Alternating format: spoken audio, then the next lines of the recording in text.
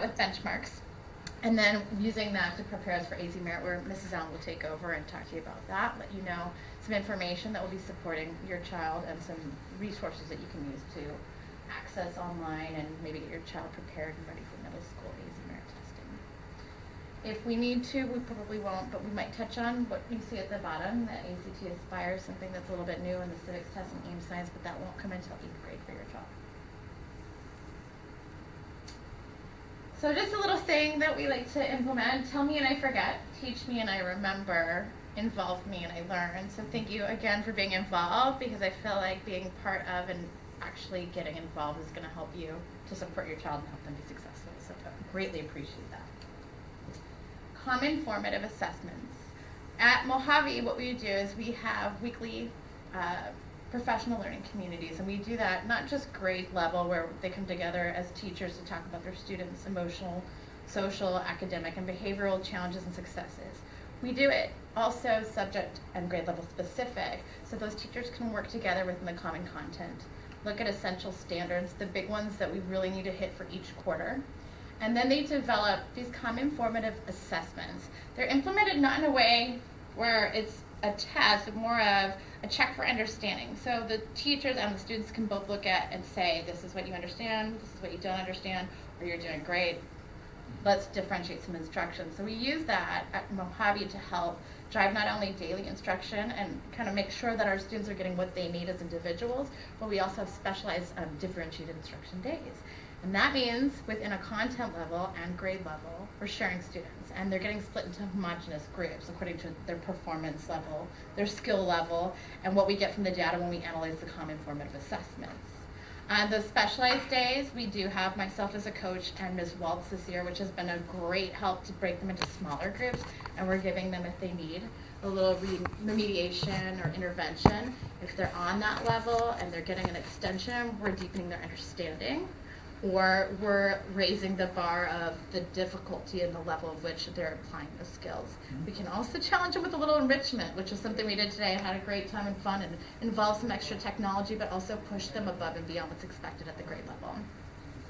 With the data that we have and that we collect, we also help drive where we're going to go with scope and sequence, meaning if we still have students that are needing that support, how do we move forward? Do we still continue to spiral that standard or those concepts through as we're moving forward, or is this something that the kids got it and we're good? So again, it's a continued conversation on a weekly basis, and then even quarterly, and moves us to where we look at benchmark data, and that ties us into our district testing. The benchmark, did I move forward? There we go, I apologize. The benchmark data is the same idea as the common formative, but it's district-wide. So again, we're looking at essential standards that are being implemented within content-specific grade level. And we're using the district curriculum maps that have all of our standards laid out, the scope and sequence of which it should be implemented and taught. And then we're saying, what are the big ones that we need to hit? The benchmark, again, assesses our students on that. We analyze the data within our PLCs, our professional learning communities. And we've also used that to help drive our instruction and say whether or not our students are ready to and going to pass AZ Merit. It's kind of a predictor for that, but not ultimately, because again, it's a common formative assessment at the district level. So where are we going to move forward with these kids? How are we going to progress? Who needs remediation? What standards do we need to reteach or extend? And also, we're looking at not just the standard and the content. This is getting the students ready for AZ Merit style testing, not just the environment and the tools online, but what kind of question format they can expect, the depth of knowledge they can expect, the level of difficulty. The math test alone has 8 different formats of which the kids are presented questions. We have even looked at test-taking strategies to help within our differentiated instruction. Students that aren't getting those multiple choice, multiple response questions when it says select all that apply, or select the one that does not apply, or 2. Just that alone sometimes is a hiccup that needs to be addressed. So we also do our differentiated instruction and our common formatives to help us determine where our kids need the support and where we can move on and maybe enrich. This is all we do to prepare our students and get them ready for state testing, which is our AZ Merit. Mrs. Allen's going to take over and explain a little bit about that for you. All right, hello again, and just to introduce myself, I am Wendy Allen, and I am the assistant principal here at Mohave Middle School. Thank you, Mrs. D'Souza. We're going to just continue the conversation and make sure that everybody is familiar with the acronym AZ Merit. That actually stands for Arizona's Measurement of Educational Readiness to Inform Teaching. When we talk about assessment, we use different data points to help us inform our instruction and plan for instruction to make sure we are meeting our students' need on a continual and ongoing basis. Just to give more information about how we actually administer the Arizona Merit Test, students need to take the writing portion first. So in the middle school grades, we have 6th grade, 7th grade, and 8th grade at our school. Day 1 for each grade level will be devoted to the writing portion of the AZ Merit Test. So for example, if you have a 6th grade student, your student will test, that will be day 1, and your student will have time to take the writing portion. The estimated time would be anywhere from 45 minutes to 90. However, it is not timed, so the student, once they start the portion of the test, they have the entire day. He or she has the entire school day to finish that. It's not timed. And then day 1 we would continue with for the next grade level the following day. So then we would test the 7th grade or the 8th grade, whatever comes up next in the rotation. Once we have our students tested and we provide makeups if possible at that time for students who are here, then we move on to day 2 of testing. Again, if you have a 6th grade student, day 2 will look like at our school the ELA portion, which is the reading portion. And students have the opportunity then to take part 1 and in the testing environment. Once students finish part 1, they get a break. So at Mohave, we give them lunchtime. Everybody has time to have lunch and another class period, run on the field, be social, come together, and then we come back in the testing setting and environment and we start part 2 of the reading portion, and we finish up the day. We would do that for 6th grade. And then the 6th graders, or whatever grade level happens to be testing, then we roll into day 3. Day 3 on our campus looks like math part 1. And again, there's the estimated time that it might take for students to take the part 1. Our ballpark is anywhere from 60 to 85. Again, we follow that same format, so students then have time to eat lunch, go to the field, interact socially with other classmates, and then we come back together in the testing environment and take part 2. And then we just make sure that we do each grade level so that we've tested our 6th graders, we've tested our 7th graders, we've tested our 8th graders, and then we offer makeups for any students that weren't here. The test, again, is online. The online format is not timed. Students just have to finish what they begin by the end of that day. Okay, so that's what AZ Merit looks like on the online portion. All right, so a great place for families and students to go is to the AZ Merit portal. When you log into the portal, you will see that there's a place for students and families. As a parent, you can go into this portion and it allows you to have access to sample tests. You can see other resources, scoring information, everything you need to know about what is offered. Students and families can go into the icons here that pop up on the website, and the student family resources, as I just mentioned, offer all kinds of things that you might want to know, and you can answer every question. Sample tests are not available for every grade level. However, when you log in, if you want to take a 6th grade test, then you can go in and take a look at that. One of the things students will have the opportunity to do prior to testing is have exposure to the tools, what it looks like. 6th grade students do not have a calculator feature on AZ Merit, however 7th grade and 8th grade for part 1 do.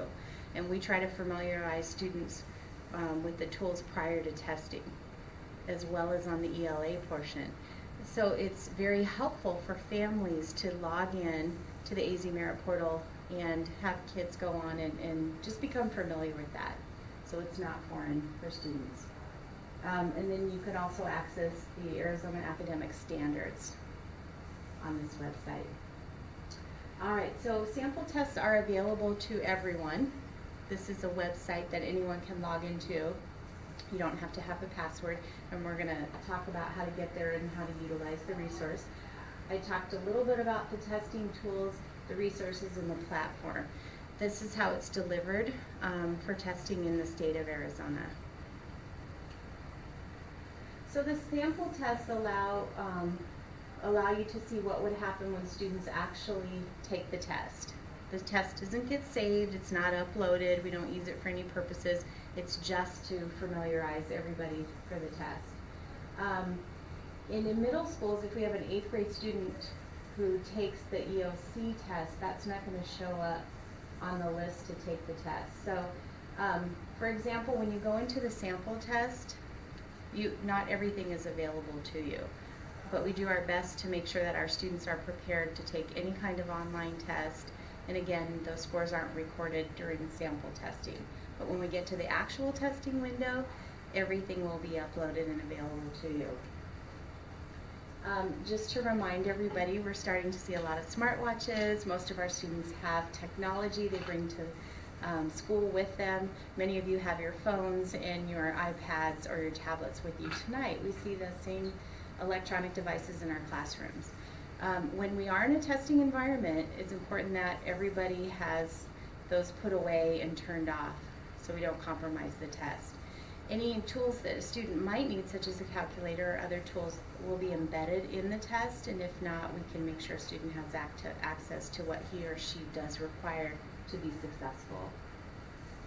So you'll hear that information coming home, and that's a great thing to help prepare students for also well. All right, so a couple of the things we've already talked about tonight was where to go for a resource. So one of those, the second bullet, was the AZ Merit Portal. I didn't refer to the Arizona Department of Education, that's the ADE website. That's another place where you can go to get information. Because Arizona Merit is an Arizona test. That's a state test. So the student sample test that we were just talking about, that I referred to, anyone has access to that, and the only login you need to know is guest. You would type in guest in all of the areas provided for you, such as the name, the ID number, session ID, just type in guest. You will be prompted to put in a grade level, and you can choose the grade level that's available for a sample test and log into the test and take that with your student, or you can peruse it yourself as a parent. I'm hoping this looks familiar to everyone. This is our family report. You have access to the family report when you log in through single sign-on, you can go to the Parent Data Central tab, and that will take you, or that icon will take you to your students' scores. So you have access that way. Also, schools sent those home in the fall. Mohave actually sent them home in our back-to-school packet. So students could take home their scores, go through them with families, and you were able to have that copy of the family report. When you log into the AZ Merit portal as a parent, you can select this sample of a report, and it also offers the proficiency levels for you, so you can see level 4, highly proficient, and you can see what that window looks like, the scores, the high, obviously the 3,722, down to the range of the cutoff score of 3,663. So that gives you a ballpark of what that looks like. The advanced understanding, highly likely to be ready. Our next level is level 3, the proficient level, strong understanding, likely to be ready. And again, the report offers for you what is the school average, the district average, and the state average. And that's just another tool so you can figure out how your student is performing in comparison to the district and the state, other students who've taken the test. And then if a student is partially proficient level 2 or level 1 minimally proficient, that information is very important. We do a couple things with that at the school level. It helps inform our instruction, helps us plan instruction. Also, one of the things we worked hard on this year with our students is having that growth mindset developed. So having conversations with students so students are aware of where they're performing, what level they're at right now, not only on a benchmark or a state test, and where to work and where to focus. So students know what that growth can look like for he or she, and setting goals for themselves. That's very important. We want all of our students to have the opportunity to grow and continue to master their learning, as well as to do well on any type of assessment. And here's more that you can access through the portal on the family report. And again, if anyone has any questions, feel free to ask and we can go through that. But it looks like you've seen the report, so it's familiar. Okay. Again, as Ms. D'Souza referred to earlier, there are several data points that we use as educators to help plan and inform our instruction. The AZ Merit is one of those, as well as the benchmark, the common formative assessment. As students move on to 8th grade, we do have some other tests as well. We have the ACT Aspire, a civics test in 8th grade. 8th graders also take the Science Aims test, and that's online as well. But if you do not have an 8th grader, that might not be pertinent to you tonight, but it will be in the future. Students who are in 8th grade will actually, those families will actually be receiving a robocall tonight with information about ACT Aspire. If you're not an 8th grade parent, obviously you won't get that call tonight, but in the future you will.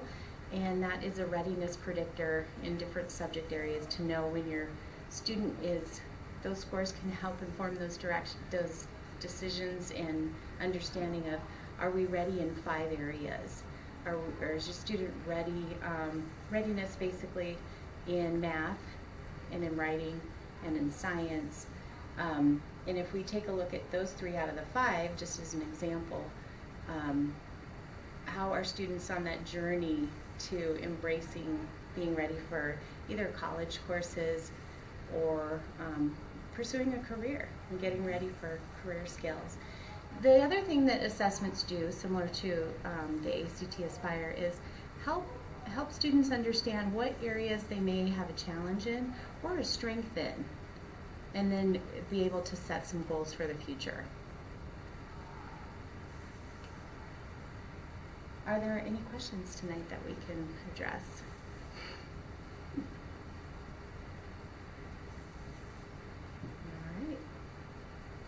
Well, thank you for being here, participating in your child's education, and partnering with us. Thank you.